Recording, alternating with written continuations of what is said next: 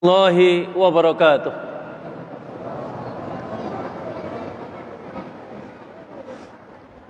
A'udzu billahi minasy syaithanir rajim.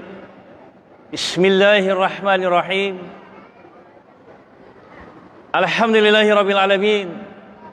Hamdan yuwaffi ni'amahu yukafi mazid. Ya Rabbana lakal hamdu kama yanbaghi li jalali wajhika wa 'azimi sultanik. Asyhadu an la ilaha illallah wahdahu la syarika lah. Wa asyhadu anna Muhammadan abduhu wa rasuluhu sallallahu alaihi wasallam. Allahumma salli wa sallim wa barik ala sayyidina Muhammadin fatih lima ughliqal khatim lima sabaqa nasril haqqi bil haqq wal hadi ila siratikal mustaqim sallallahu alaihi wa alihi wa sahbihi haqqa qadrihi wa miqdaril adil. Amma ba'du, faya ibadallah usikum wa iyaya bitaqwallah faqad fazal muttaqun. Qala Allah Ta'ala fil Qur'anil Karim, a'udzu billahi minasy syaithanir rajim. Bismillahirrahmanirrahim. Qad aflaha man tazakka wa dzakara isma rabbih fasalla. Bal tusirunal hayata dunya wal akhiratu khairu wa abqa. Shadaqallahul azim. Bapak-bapak, ibu-ibu, hadirin jamaah salat tarawih yang dirahmati Allah.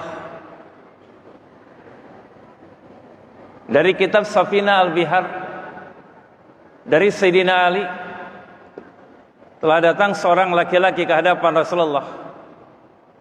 Laki-laki ini mengajukan beberapa pertanyaan. Pertanyaan pertama, ya Rasulullah, ajarkan kepadaku bagaimana caranya agar aku dicintai Allah. Ya Rasulullah, ajarkan kepadaku bagaimana caranya agar aku dicintai makhluk-makhluknya Allah. Ya Rasulullah, ajarkan kepadaku bagaimana caranya agar hartaku berkah dan berlimpah.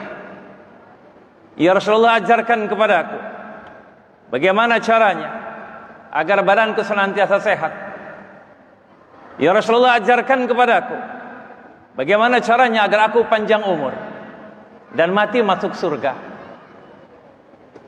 Rasulullah sallallahu alaihi wasallam kemudian bersabda, 6 keinginanmu, 6 pula syaratnya.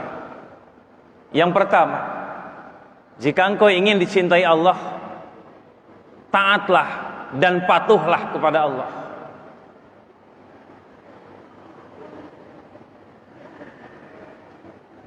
Imam Ali Zainal Abidin, seorang yang patuh dan taat kepada Allah, ketika berada di dalam rumah sedang melaksanakan sholat sunat, rumahnya terbakar. Orang-orang berteriak di luar, "Imam, imam, rumahmu terbakar, rumahmu terbakar." Tidak ada yang keluar dari rumah itu. Api semakin besar, semakin besar, semakin besar, dan rumahnya hangus semuanya. Orang-orang menangis karena orang yang sangat soleh terbakar. Ketika dicari-cari di antara runtuhan rumahnya, orang-orang terkejut karena Imam Ali Zainal Abidin masih duduk di atas sajadah menghadap kiblat. Orang-orang bertanya, "Imam, apakah engkau tahu ketika kami memanggil, ketika api membesar kami memanggilmu, apakah engkau tahu?" "Saya tahu." "Kenapa engkau tidak keluar?" "Ketika api itu membesar, saya membayangkan api yang lebih besar dari api neraka. Saya sedang membayangkan bagaimana kalau api neraka yang menjilat tubuh saya takut dengan api neraka itu." Allahu Akbar. Ternyata karena kepatuhannya, karena ketaatannya kepada Allah, api tidak membakar. Apakah Imam Ali tahu api itu tidak membakar? Dia tidak pernah tahu. Yang dia tahu patuh dan taat kepada Allah, sehingga api itu tidak membakarnya. Sebagaimana api tidak membakar Nabi Ibrahim alaihissalam. Jadi dalam kehidupan ini kita patuh sajalah, taat sajalah kepada Allah. Biar Allah yang mengurus kehidupan kita.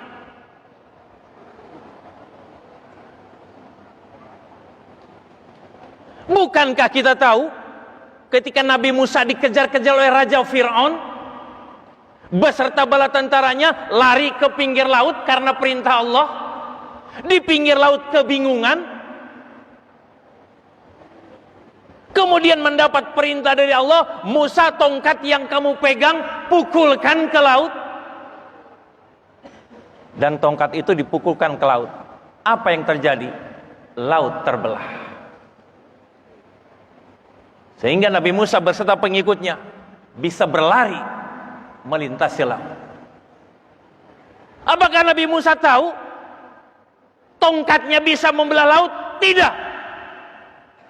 Nabi Musa tidak pernah tahu tongkatnya bisa membelah laut. Yang dia tahu adalah patuh dan taat kepada perintah Allah. Wa ma khalaqtul jinna wal insa illa liya'budun. Tidak semata-mata kuciptakan jin dan manusia kecuali untuk mengabdi kepada Aku. Jadi mari kita mengabdi sajalah kepada Allah, patuh sajalah kepada Allah, taat sajalah kepada Allah, biar Allah yang ngurus kehidupan kita. Ketika Allah sudah mendukung kita, tidak akan pernah bisa siapapun menjatuhkan kita. Kalau Allah sudah mendukung kita, tidak ada yang bisa melukai kita. Kalau Allah sudah mendukung kita, tidak ada yang bisa mencelakai kita. Abu Hasim punya seorang pembantu yang jahat, yang hendak meracunnya. Berkali-kali diracun, Abu Hasim selamat. Ditanya sama pembantunya, Tuan, mohon maaf, berkali-kali saya hendak meracunmu, namun engkau tidak pernah terkena racun.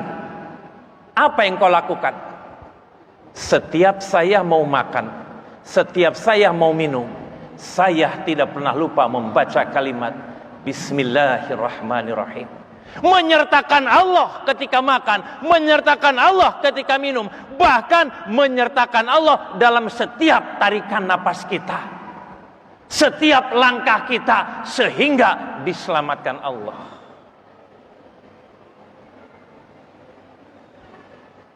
Makanya hati-hati ketika kita berhadapan dengan orang-orang yang patuh dan taat kepada Allah. Sa'id bin Zaid, seorang laki-laki yang oleh Rasulullah ini salah satu yang bakal masuk surga. Seorang yang sangat taat, yang sangat patuh kepada Allah. Difitnah oleh seorang perempuan yang bernama Ukhti binti Uwais. Difitnah bahwa Sa'id bin Zaid merebut tanahnya, mengambil tanahnya. Padahal itu memang tanahnya Sa'id bin Zaid. Sampai ke pengadilan, sampai terdesak, hampir ditangkap. Sa'id bin Zaid berdoa, Ya Allah, jika perkataan perempuan yang bernama Ukhti binti Uwais itu berdusta tentang saya, tolong butakan matanya dan ceburkan dia ke dalam sumurnya. Karena zalimnya si perempuan ini sudah sangat zalim. Apa yang terjadi? Beberapa hari kemudian, ini perempuan buta dan tercebur ke dalam sumur. Makanya hati-hati. Hati-hati ketika kita berhadapan dengan orang-orang yang soleh, orang-orang yang taat, orang-orang yang patuh kepada Allah. Orang-orang yang teraniaya, orang-orang yang terzalimi gara-gara kita kuat. Hati-hati ketika dia berdoa kepada Tuhannya yang terzalimi ini, tidak ada penghalang. Ya Allah, orang itu telah menganiayaku, menzalimiku dengan kekuatannya, dengan kekuasaannya. Ya Allah, tunjukkan kekuatanmu, tunjukkan kekuasaanmu kepadanya. Mau apa kita? Diperintahkan berhadapan dengan Allah. Posisi kita, la haula wala quwata illa billah. Jadi dalam kehidupan ini marilah kita patuh sajalah, taat sajalah kepada Allah. Yang ngurus kehidupan biarlah Allah.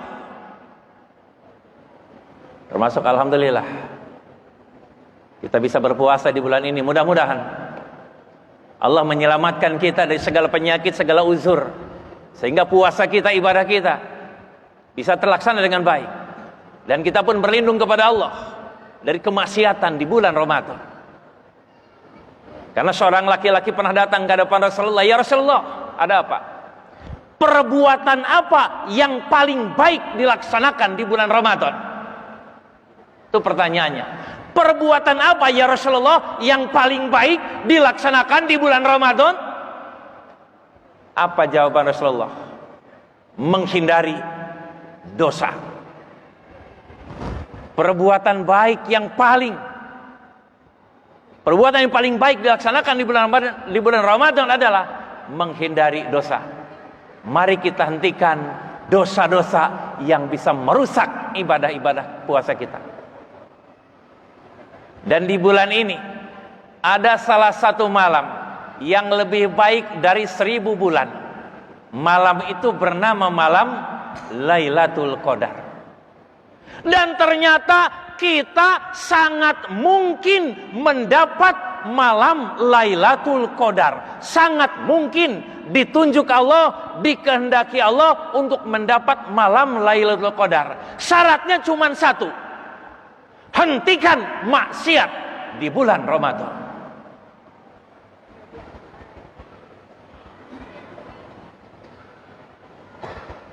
Bapak-bapak hadirin, jamaah salat sunat tarawih yang dirahmati Allah. Bapak-bapak, ibu-ibu hadirin, jamaah salat sunat tarawih yang dirahmati Allah. Itu yang pertama. Yang kedua, jika engkau ingin dicintai makhluk-makhluknya Allah, berbuat baiklah dan jangan berharap balasan atas kebaikanmu.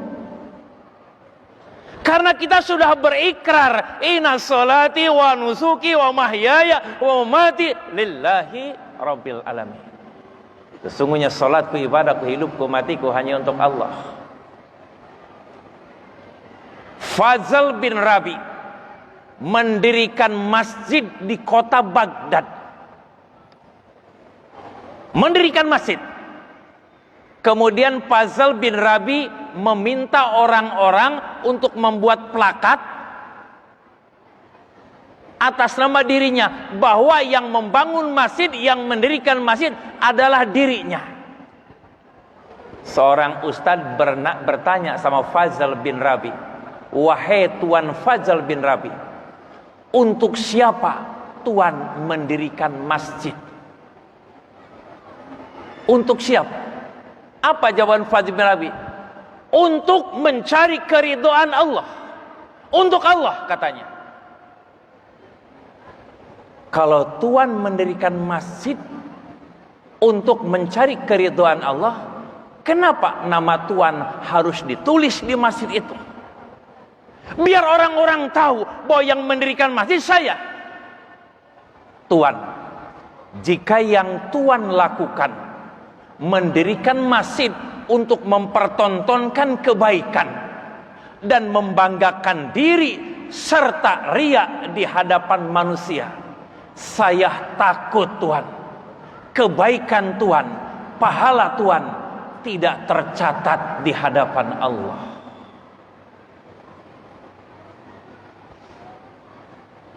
Tidak tercatat di hadapan Allah. Akhirnya Fazl bin Rabi terdiam dan berkata, "Saya setuju denganmu. Dan tulis saja kaligrafi di masjid itu. Tidak perlu ada nama saya."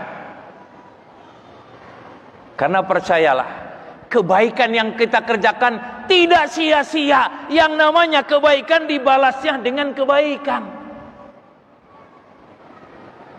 Kebaikan itu berbalasnya dengan kebaikan. Dan percayalah, kebaikan tidak disia-siakan Allah, tidak ditelantarkan Allah.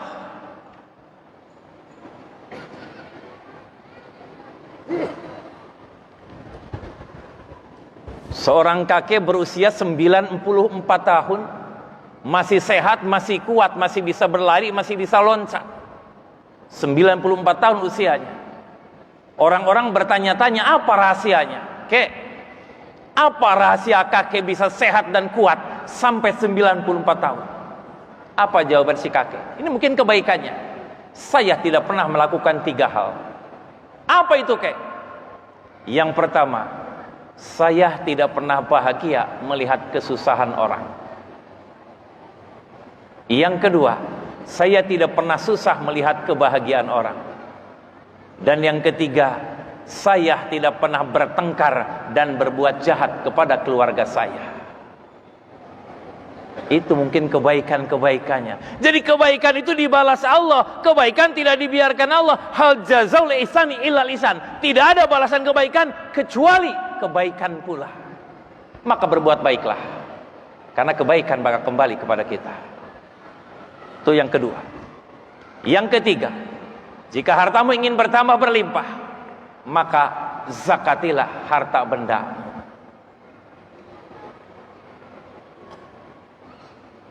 Jadi mari kita membayar zakat. Ada kemampuan kita, mari kita bayar zakat. Sehingga harta kita semakin bertambah, berlimpah, berkah.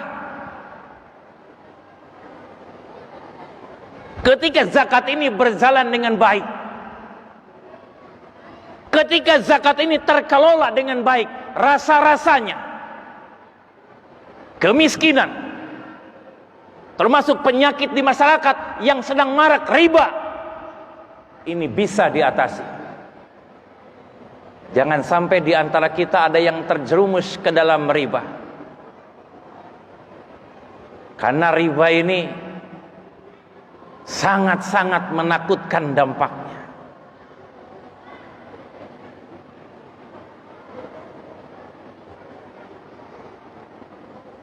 Dalam hadis riwayat Ahmad dikatakan, ketika 1 dirham kita makan dari hasil riba, sama dengan berzina 36 kali.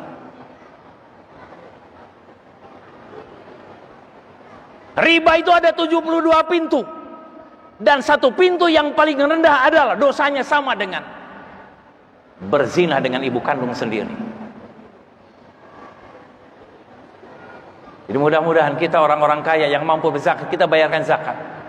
Sehingga penyakit-penyakit di tengah-tengah masyarakat bisa teratasi. Dan kepada kita-kita yang sampai saat ini masih menerima zakat, masih jadi mustahik, berdoalah kepada Allah. Mumpung sekarang di bulan Ramadan, ngomong sama Allah, ya Allah, bertahun-tahun saya menerima zakat. Saya minta kepadamu ya Allah, tahun depan saya yang bayar zakat, bahkan sebanyak-banyaknya. Ngomong sama Allah. Amin. Sehingga kita tahun depan bukan mustahik lagi, tapi muzaki yang membayar zakat. Itu yang ketiga. Yang keempat, jika badanmu ingin sehat, maka sering-seringlah bersedekah. Alladzina yunfikuna amalahum bilaili wan nahari sirran wa alaniya falahum ajruhum 'inda rabbihim wala khaufun 'alaihim wa lahum yahzanun. Ada kalimat la khaufun 'alaihim wa lahum yahzanun.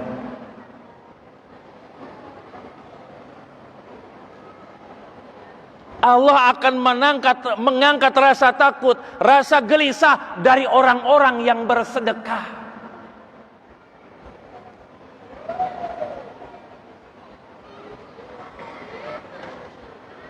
Oh, saya tidak punya yang bisa disedekahkan. Diri kita pun bisa sedekah. Tanpa memegang apapun kita bisa sedekah. Lihat mata kita. Memandang tetangga, memandang kerabat, memandang sahabat, memandang keluarga dengan mata kecintaan, itu sedekah. Pandanglah siapapun dengan mata kecintaan, jangan mata kebencian, jangan mata kebengisan, jangan mata kedendaman, jangan mata kedengkian. Memandang dengan cinta adalah sedekah. Memandang dengan benci, dengan dendam, dengan bengis, itu haram hukumnya.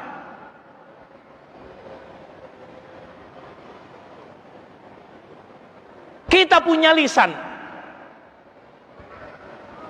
Dengan lisan kita bertutur baik.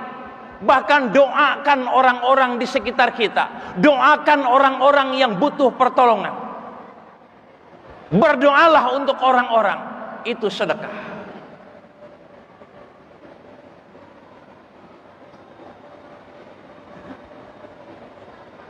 Ada khutbah yang paling fenomenal dari Syekh Abdul Qadir Jailani yang mengatakan, satu suap makanan yang engkau masukkan ke dalam mulut orang yang kelaparan lebih baik dari membangun 1000 masjid jami, lebih baik dari membuat kiswah dari sutra untuk penutup Ka'bah, lebih baik dari qiyamul lail dan ruku di malam hari, lebih baik dari berjihad berperang dengan menghunus pedang, lebih baik dari puasa sepanjang tahun di dalam terik matahari. Hanya satu suap. Maka selagi bulan puasa ini, mari kita perbanyak bersedekah. Sekalipun hanya satu suap yang kita masukkan ke dalam mulut orang-orang yang kelaparan. Yang keempat, yang kelima, jika umurmu ingin panjang, maka bersilaturahmilah dengan kaum kerabat.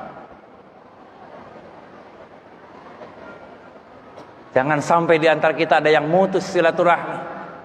Mutus silaturahmi, mutus rahmat Allah, mutus rezeki Allah, bahkan mutus hidup kita. Rasulullah bersabda, bersilaturahmilah, karena silaturahmi membuka rezeki, memanjangkan umur. Semoga di antara kita tidak ada sampai sekarang yang menyimpan kedendaman di hatinya. Dan yang terakhir, yang keenam, jika engkau ingin mati masuk surga, maka perpanjanglah sujudmu.